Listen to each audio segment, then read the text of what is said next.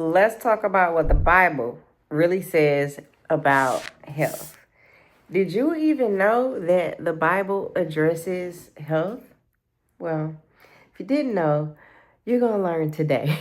I'm Dr. Erica R. Jones, MD. I'm a board certified family medicine physician that's here to break down complex health topics. Now, today, we're going to be talking about the Bible and Bible verses that talk about health. Let's look at Proverbs 17:22. It says, a cheerful heart is good medicine, but a crushed spirit dries up the bones. Now, what we know is that in modern day medicine, chronic emotional distress and these negative thought loops will flood the body with elevated cortisol and inflammatory cytokines. And over time, that constant sympathetic activation is going to lead to vascular stiffness, impaired immunity, and even bone demineralization.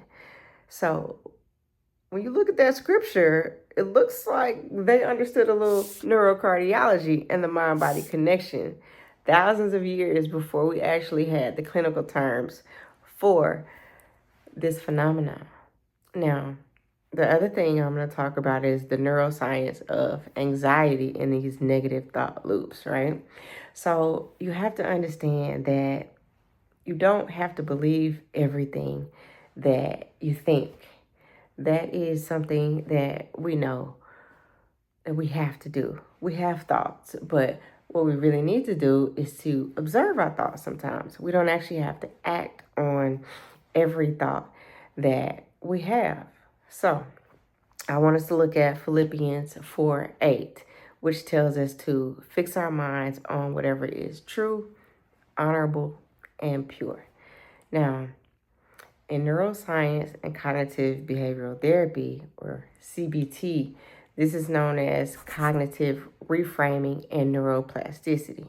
So the goal is to intentionally interrupt catastrophic or anxious thinking patterns to downregulate the amygdala, which is like the brain's alarm system.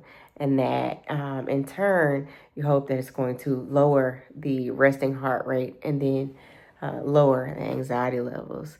So essentially, what I interpret this is to be basically like, intentional mental hygiene.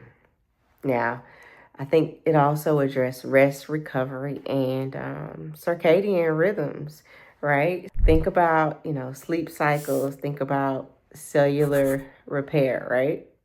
I'll tell you what, I'm going to take you next. I'm going to take you to Exodus 28 through 10.